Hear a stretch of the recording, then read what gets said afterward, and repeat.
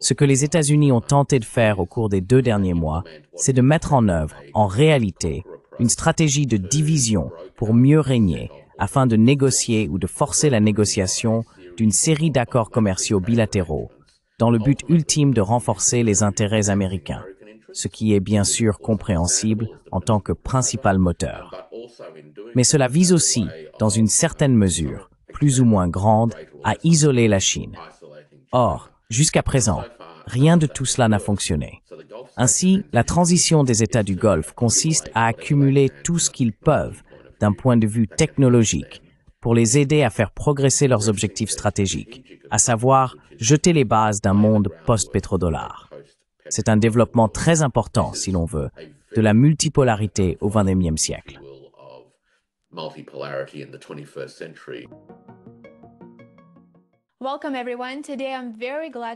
Bienvenue à tous. Aujourd'hui, je suis très heureux d'accueillir à nouveau le Dr. Warwick Powell. Warwick est professeur adjoint à l'Université du Queensland en Australie et Senior Fellow à l'Institut Taihei. Warwick publie ses travaux sur Substack, où il explore en profondeur une variété de sujets concernant les relations sino-américaines, l'économie, la technologie et les affaires internationales. C'est l'un de mes Substacks préférés depuis longtemps. Depuis plusieurs années maintenant, je le recommande vivement. Je laisserai les liens dans la description de la vidéo ci-dessous. N'hésitez pas à suivre Warwick. Merci beaucoup d'avoir pris le temps de nous rejoindre, Warwick. Je suis ravie d'être ici. Il y a eu un événement majeur cette semaine et les médias occidentaux traditionnels n'en parlent même pas. Le sommet Chine-ASEAN Conseil de coopération du Golfe s'est tenu pour la première fois et il s'agissait bien plus qu'une simple réunion symbolique, bien sûr. Petite précision pour nos spectateurs qui ne seraient pas très familiers, le Conseil de coopération du Golfe regroupe Bahreïn, le Koweït, Oman, le Qatar, l'Arabie saoudite et les Émirats arabes unis. Warwick, quelle est l'importance de ce sommet d'un point de vue mondial?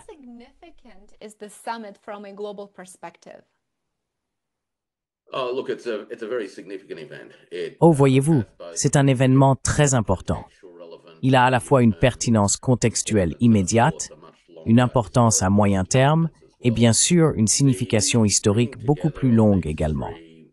Le rapprochement de ces trois groupes de pays, mais il s'agit d'un grand pays et de 2 groupes de pays, représente en réalité la réunion d'une série de relations bilatérales en plein essor. La Chine et les États du Golfe développent leurs relations bilatérales depuis assez longtemps, et nous avons constaté une expansion significative des flux commerciaux et d'investissement entre la Chine et les États du Golfe au cours des dernières décennies. Les États du Golfe entretiennent également d'excellentes relations avec l'ASEAN, et c'est un domaine dans lequel ils ont beaucoup investi ces dernières années.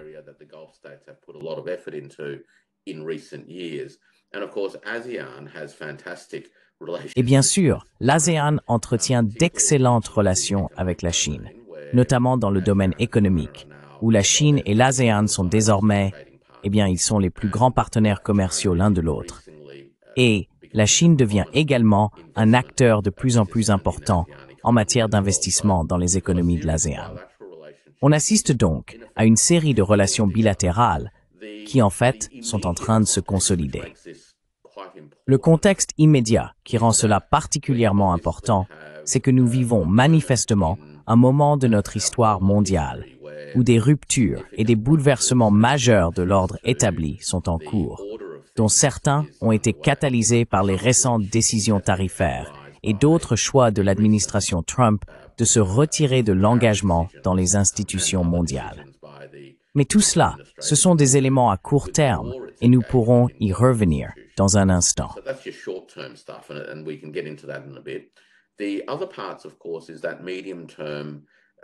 L'autre aspect, bien sûr, concerne cet ensemble de questions à moyen terme qui portent sur la manière dont ces régions en développement du monde envisagent leur trajectoire de développement et sur ce qui soutiendra leur développement continu ainsi que leur bien-être économique et social, non seulement pour les 5 prochaines années, mais aussi pour les 20 à 50 ans à venir.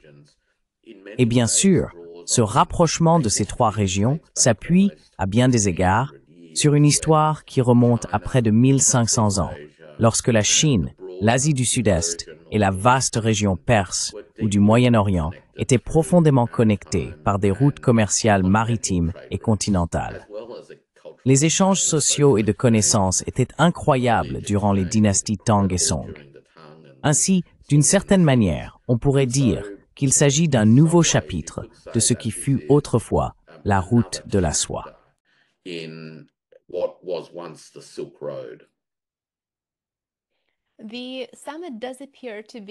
Le sommet semble effectivement témoigner d'intérêts communs et bien sûr de la volonté de renforcer les liens à l'avenir. Les États-Unis considèrent l'Asie du Sud-Est comme un enjeu stratégique en matière de politique de sécurité et pour leur propre sécurité, principalement à cause de la Chine. Quel message cette expansion de l'influence chinoise dans la région et ses liens plus étroits, non seulement avec l'ASEAN mais aussi avec les États du Golfe, envoie-t-il aux États-Unis?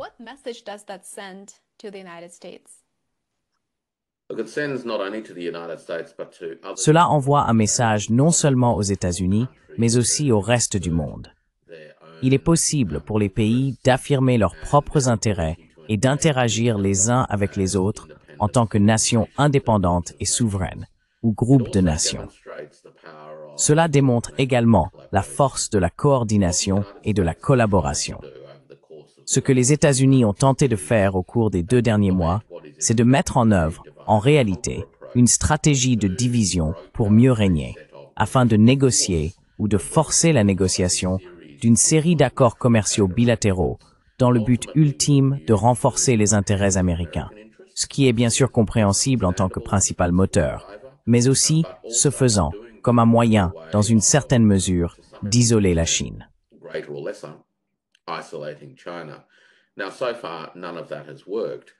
Jusqu'à présent, rien de tout cela n'a fonctionné.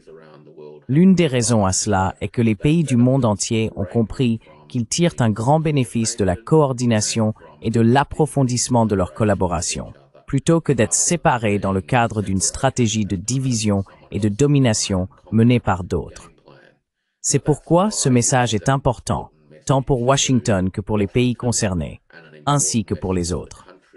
Ensemble, les pays sont en réalité plus forts et ont de meilleures perspectives de stabilité et de prospérité que s'ils étaient divisés et fragmentés.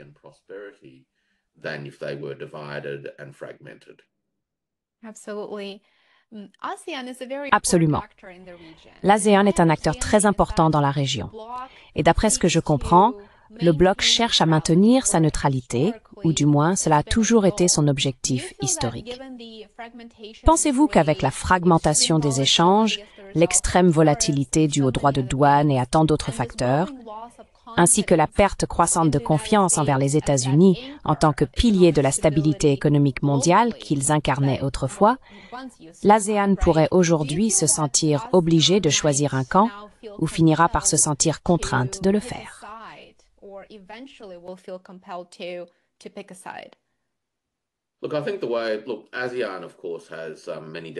Écoutez, je pense que la manière, écoutez, l'ASEAN bien sûr a plusieurs décennies d'histoire, et c'est une organisation qui a toujours fonctionné dans le contexte d'un réseau de pays relativement petits en Asie, ayant une longue histoire de coexistence.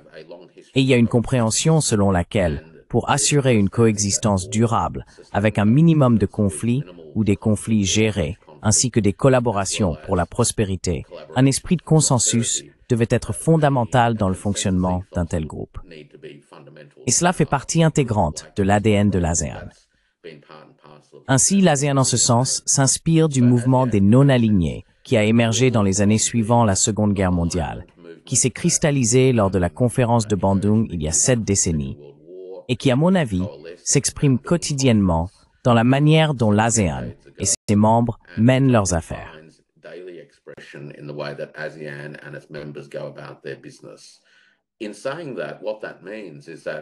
En disant cela, ce que ça signifie, c'est que l'idée de choisir un camp n'est en réalité pas la manière dont l'ASEAN conçoit le monde. L'idée qu'il s'agit d'une course à deux, pour ainsi dire, est une vision qui vient de Washington, mais ce n'est pas nécessairement celle à laquelle les pays d'Asie adhèrent. Et cela parce qu'ils estiment que cette vision, d'abord, réduit leur propre capacité d'action dans la configuration des affaires mondiales, mais aussi parce qu'elle ne comprend pas ce qui se passe réellement. Le monde, aux yeux de nombreux habitants d'Asie, n'est pas une compétition, pour ainsi dire, entre l'Amérique et la Chine. Il s'agit en réalité d'une évolution, au sens systémique, d'un système dominé par une seule puissance hégémonique, vers un système dans lequel aucune puissance, aussi grande soit-elle, ne peut dominer les autres.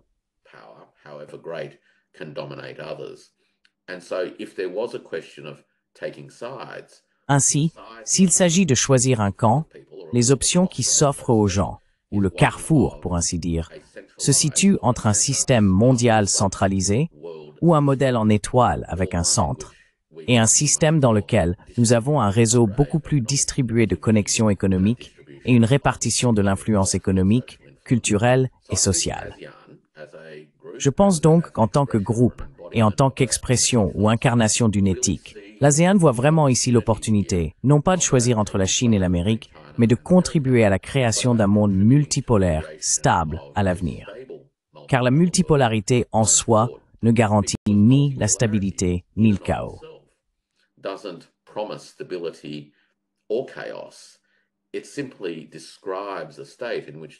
Cela décrit simplement un état dans lequel il n'existe aucun hégémon capable d'imposer sa volonté. Désormais, le défi pour les pays dans cet environnement émergent est de savoir comment créer les institutions, les relations et les modes d'engagement mutuels qui permettront de tirer parti de la fenêtre d'opportunité qu'offre la multipolarité, en stabilisant les potentielles instabilités d'un système qui ne dispose pas, si l'on veut, d'un puissant léviathan pour maintenir les choses sous contrôle.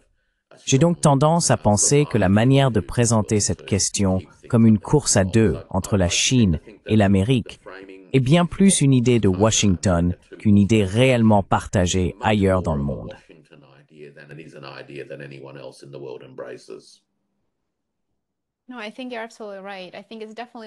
Non, je pense que tout à fait raison. Je crois que c'est effectivement l'un de ces cadres manichéens qui deviennent bien plus nuancés lorsqu'on commence à vraiment comprendre la dynamique de l'ASEAN et de tant d'autres blocs et nations dans le monde actuellement. Donc, je pense que nous pouvons peut-être passer aux États du Golfe.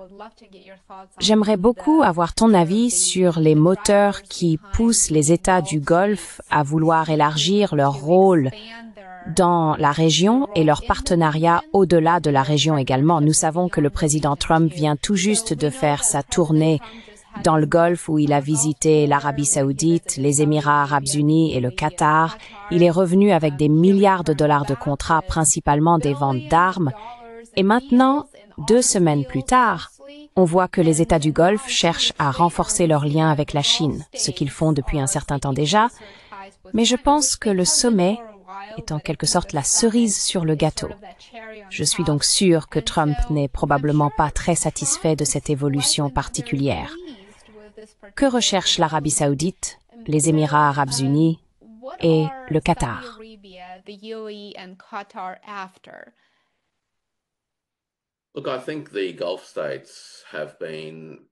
Écoutez, je pense que les États du Golfe se préparent stratégiquement à un monde post-pétrodollar.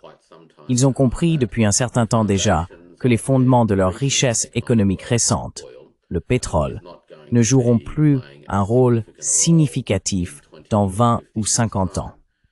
Et s'ils veulent maintenir leur qualité de vie ainsi que leur bien-être économique et social, il est donc essentiel pour eux de commencer à mettre en place les bases qui leur permettront, en quelque sorte, de dépasser ou de transcender les limites de ce modèle économique particulier.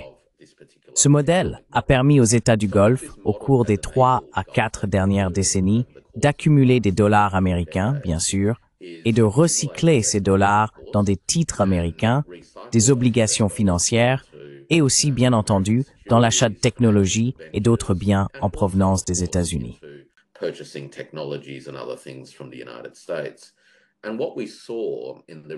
Et ce que nous avons observé lors du récent voyage du président Trump dans le Golfe, concernant cette question du dividende d'investissement, est en réalité une extension logique du besoin pour les pays ayant accumulé des dollars américains de les recycler dans d'autres domaines. Ce qui est intéressant dans cet ensemble particulier d'arrangements et d'accords, c'est probablement trois choses, je pense, Lena.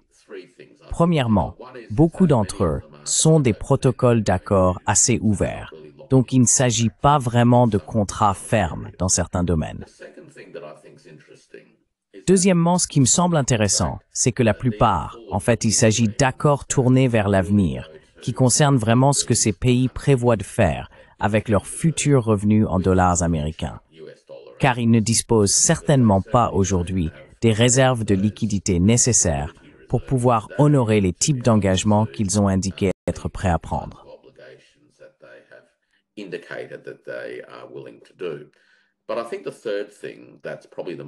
Mais je pense que le troisième point, qui est probablement le plus important, c'est que ces intentions exprimées par ces accords montrent que les États du Golfe disent essentiellement « Nous ne voulons pas de votre papier, mais nous prendrons vos biens.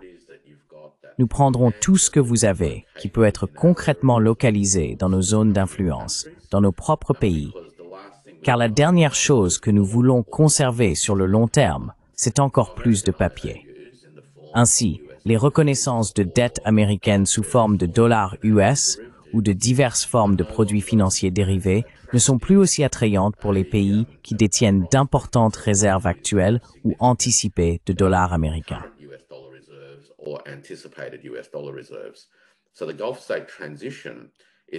Ainsi, la transition des États du Golfe consiste à accumuler tout ce qu'ils peuvent, d'un point de vue technologique, afin de faire progresser leurs objectifs stratégiques, qui sont de préparer le terrain pour un monde post-pétrodollar. Et c'est selon moi ce qui se passe actuellement. Donc oui, les États du Golfe, s'ils détiennent d'importantes réserves en dollars américains, devront les recycler. Et ils prendront tout ce qu'ils peuvent, qui peut être localisé dans les États du Golfe. Mais, en fin de compte, la stratégie à long terme est d'approfondir et de diversifier les relations économiques qu'ils entretiennent avec d'autres parties du monde, car le monde post-pétrodollar sera un monde de diversité.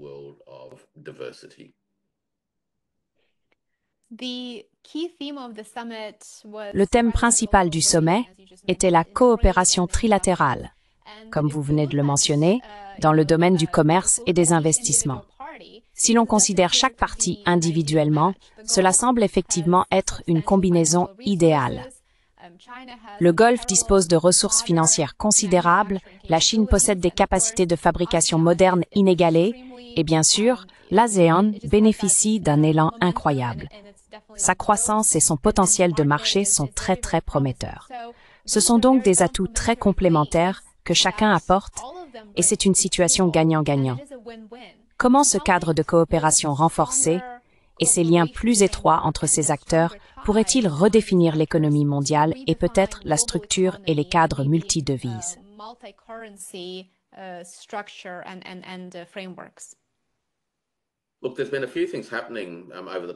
Écoutez, il y a eu plusieurs événements au cours des dernières années qui, à mon avis, vont exactement dans le sens de ce que vous soulevez ici. Nous savons, par exemple, que les Émirats arabes unis, l'Arabie saoudite et la Chine ont participé à un projet, Enbridge, qui s'est penché sur des technologies soutenant les règlements commerciaux basés sur les monnaies nationales.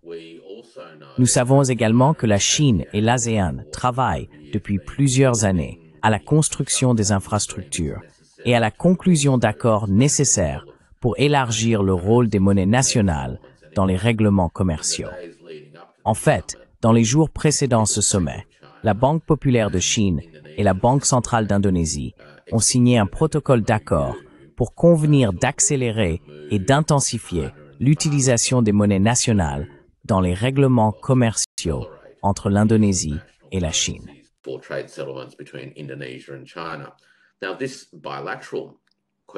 À présent, cette question bilatérale est significative en soi, car nous parlons de valeurs commerciales d'environ 150 millions de dollars américains, où l'Indonésie affiche en réalité un excédent modeste, ce qui signifie que la dynamique commerciale entre ces deux pays est relativement équilibrée. Ainsi, régler les échanges dans les monnaies nationales est relativement facile à faire sans créer de problèmes systémiques ou structurels de balance des paiements. Nous avons donc plusieurs éléments qui se rejoignent maintenant, notamment une couche technologique. Et n'oublions pas que certaines de ces nations sont également membres des BRICS. L'Indonésie est membre à part entière des BRICS. La Chine, bien sûr, est un membre fondateur. Les Émirats arabes unis font partie des BRICS.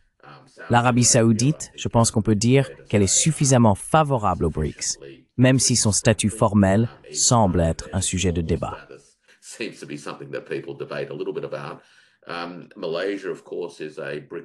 La Malaisie, bien sûr, est un pays observateur ou partenaire des BRICS. Le Vietnam aussi. La Thaïlande également. On peut donc constater la formation d'un ensemble d'institutions à plusieurs niveaux qui vise à promouvoir une ouverture croissante, non seulement des flux commerciaux, mais aussi des investissements et des mouvements de personnes. Vous remarquerez également qu'à l'issue de ce sommet, la Chine a annoncé l'ajout du reste des États du Golfe qui ne faisaient pas encore partie de son programme d'exemption de visa, leur permettant désormais de se rendre en Chine sans visa. Ainsi, ces réseaux institutionnels à plusieurs niveaux visent à faciliter la circulation de la valeur économique et à ce que cette valeur soit libellée et réglée dans les monnaies nationales des pays participants. Il ne fait aucun doute que ce qui se passe va accélérer la capacité des monnaies nationales à jouer un rôle plus important dans les règlements commerciaux à l'avenir.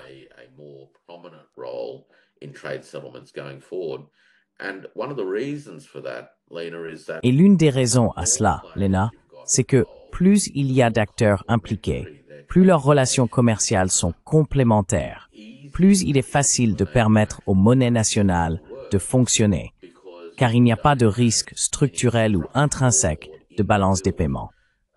Les pays disposent littéralement de suffisamment de devises contreparties pour pouvoir régler leurs échanges. Les problèmes de balance des paiements surviennent lorsqu'un pays accumule beaucoup de la monnaie d'un autre pays, et bien sûr que l'autre pays ne dispose pas de suffisamment de devises contreparties pour régler les échanges. C'est là que des difficultés apparaissent. Mais plus il y a d'acteurs, plus il y a de paires de transactions, en quelque sorte, au sein d'un ensemble d'institutions. Plus il devient rapide et facile de passer d'un seul dénominateur qui sert de grammaire financière commune, si l'on veut, pour les participants, à une situation où les monnaies nationales deviennent simplement une composante naturelle des affaires quotidiennes.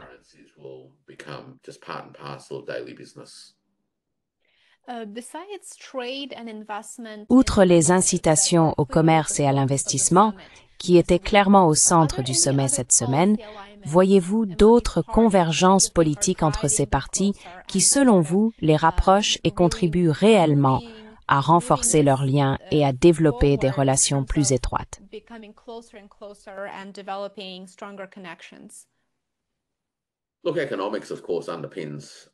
Écoutez, l'économie, bien sûr, est à la base de presque tout, n'est-ce pas? Parce que c'est ce qui permet aux pays de remplir leurs propres obligations et aspirations en ce qui concerne leur population. Donc je pense que cet ensemble de relations, appelons-le trilatéral, sera finalement ancré dans les intérêts économiques alliés des pays. C'est la première chose. La deuxième chose concerne vraiment les façons dont ces groupes de pays et les institutions qui émergeront au cours de la prochaine période, à partir de sommets comme celui-ci, peuvent contribuer à des mécanismes où les préoccupations de sécurité économique et non économique de ces régions et pays peuvent devenir plus imbriquées. Ainsi, ce que nous pouvons commencer à voir, c'est l'idée que la sécurité devient une question indivisible.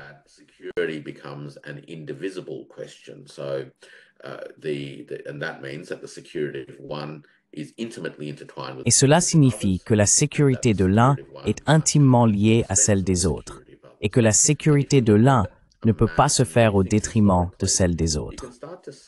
Si l'on regarde une carte et que l'on pense en termes historiques, on peut commencer à voir comment l'ASEAN, donc l'Asie du Sud-Est jusqu'à l'Indonésie, représente à bien des égards la partie la plus au sud-est de la grande masse continentale eurasienne. Bien sûr, la Chine et la Russie occupent les parties dominantes du continent. Mais au nord-est de cette masse continentale eurasienne se trouve la Sibérie et la péninsule coréenne. Ensuite, à la partie sud-ouest de cette immense masse continentale, se trouve bien entendu le Moyen-Orient ou les régions du Golfe. Et bien sûr, la partie nord-ouest correspond en fait à la Russie centrale et occidentale. Cette partie nord-ouest de la masse continentale eurasienne.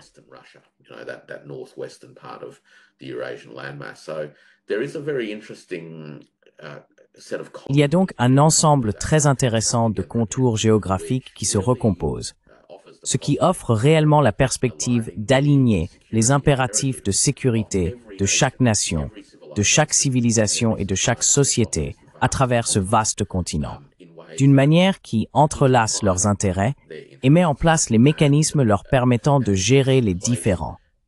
Car il y aura de temps à autre des différends, mais d'une façon qui ne sape pas fondamentalement l'intégrité de cette grande masse intégrée.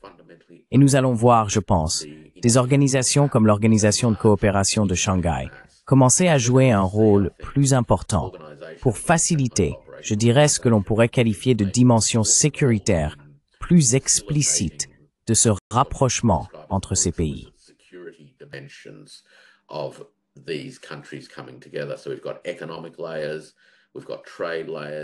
Nous avons donc des couches économiques, des couches commerciales, des couches d'investissement, des couches technologiques, des couches financières et des couches de sécurité qui traiteront des questions telles que le terrorisme, le risque de déstabilisation par des forces extérieures et en fin de compte, bien sûr, la capacité à assurer la sécurité collective de chacune des nations participantes. Il s'agit donc d'un vaste déploiement, si l'on peut dire, de la multipolarité au XXIe siècle. Et ces événements, comme le sommet, ne sont que de petites parties d'un ensemble beaucoup plus vaste de défis et d'activités qui, en fin de compte, si tout se passe raisonnablement bien, nous conduiront, je pense, à un tissu multipolaire très imbriqué, où les pays et leurs divers intérêts pourront être mieux alignés, et où nous trouverons la sécurité en travaillant ensemble plutôt qu'en érigeant des murs les uns contre les autres.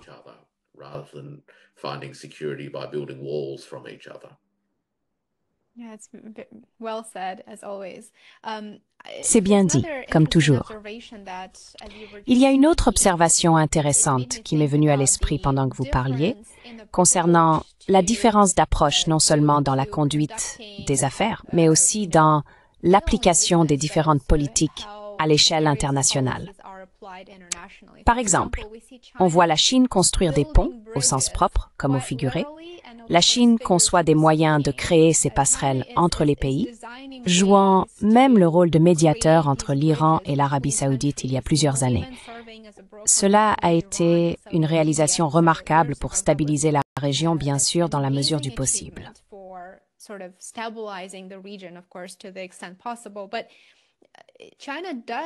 Mais la Chine le fait, avec son initiative Belt and Road et les investissements qu'elle a réalisés à l'échelle mondiale. À l'opposé, nous voyons la politique étrangère des États-Unis déclarer « Nous voulons le Groenland, nous voulons le Canada » et faire d'autres déclarations qui sont assez déstabilisantes et destructrices et qui ne favorisent pas vraiment des initiatives de construction de la paix. Pourriez-vous commenter la différence d'approche et les conséquences qui en découlent?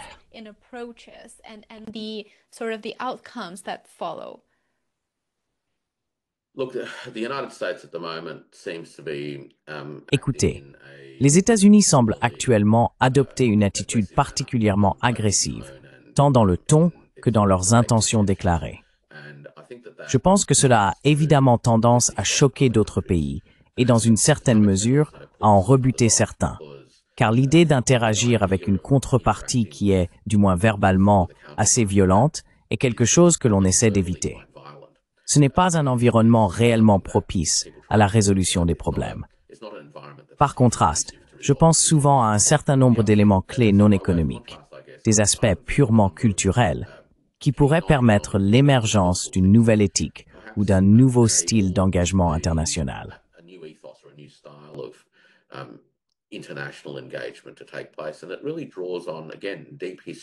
Et cela s'appuie encore une fois sur des histoires profondes.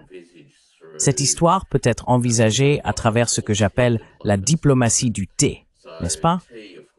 Le thé, bien sûr, est un élément central de la culture chinoise depuis des milliers d'années. Fait intéressant, c'est aussi l'un des éléments qui a relié ces régions du monde pendant de nombreux siècles. Nous savons que la consommation de thé est une part importante des cultures des États du Golfe. Et bien sûr, le thé occupe également une place centrale dans les cultures d'Asie du Sud-Est. Plus récemment, j'ai remarqué que lorsque le président Xi Jinping s'est rendu à Moscou pour les célébrations de la Journée de la Victoire, lui et le président Poutine se sont en fait assis pour un entretien en tête-à-tête autour de tasses de thé.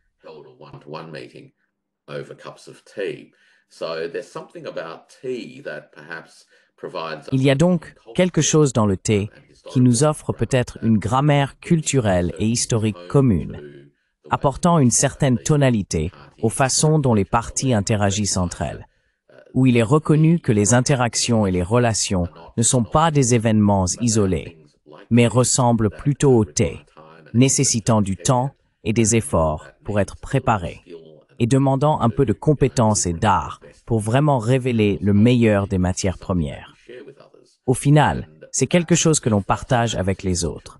Cet esprit que la culture du thé insuffle aux manières dont ces pays peuvent interagir, de façon calme, patiente et avec une tonalité qui me semble bien plus appropriée à des pays cherchant à aligner leurs intérêts et à concrétiser réellement les aspirations communes à la paix et à la prospérité.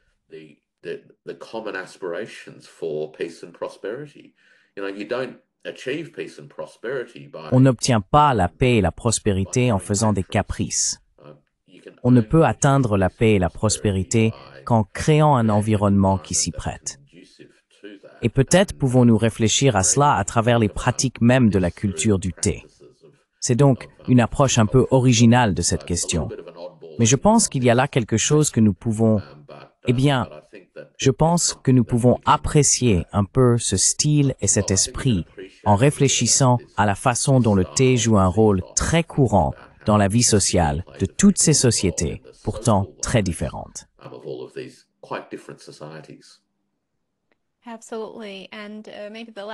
Absolument. Et peut-être que la dernière question concerne l'annonce récente de la Chine. Elle étend sa politique d'exemption de visa à 47 pays, y compris les citoyens du Conseil de coopération du Golfe. Cela semble être une opportunité incroyable d'utiliser le soft power et de vraiment miser sur les liens humains, comme vous venez de le mentionner, afin de soutenir des objectifs et des changements politiques beaucoup plus larges. Selon vous, quelle est l'importance de cette annonce pour l'expansion des relations de la Chine dans le Golfe?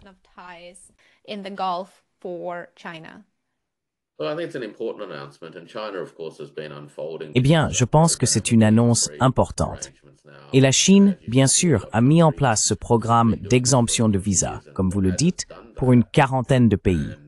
Elle le fait depuis plusieurs années. En facilitant ainsi les visites, le nombre de visiteurs a également augmenté.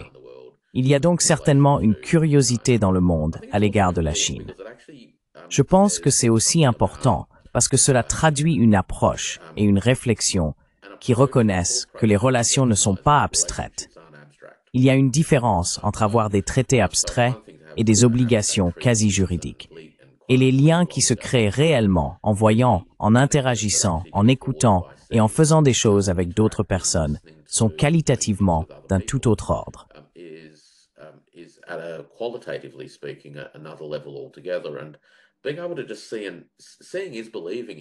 Et pouvoir simplement voir et voir, c'est croire à bien des égards. Aide les gens à réaliser que les autres, quelles que soient leurs différences, et c'est d'ailleurs ce qui rend les choses intéressantes, partagent aussi des aspirations et des préoccupations profondes. Ce sont des éléments qui peuvent rassembler les gens d'une manière que la réflexion abstraite ne permet peut-être pas. Donc ouvrir, faciliter et encourager davantage d'échanges entre les peuples est vraiment, vraiment essentiel. Je veux dire, comment pourrions-nous construire un monde multipolaire stable et pacifique sans une capacité de dialogue intercivilisationnel qui permette de réaliser ce que nous avons en commun tout en préservant les différences?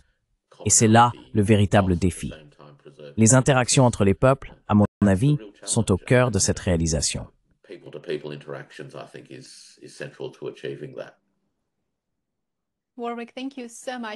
Warwick, merci beaucoup d'être avec nous aujourd'hui et pour cette conversation si intéressante. Pour nos spectateurs, je recommande vivement de suivre Warwick sur X, anciennement Twitter, ainsi que sur Substack, où il partage chaque jour des analyses et des réflexions sur l'actualité. Je suis un grand admirateur. Warwick, merci encore d'être venu. C'est toujours un plaisir.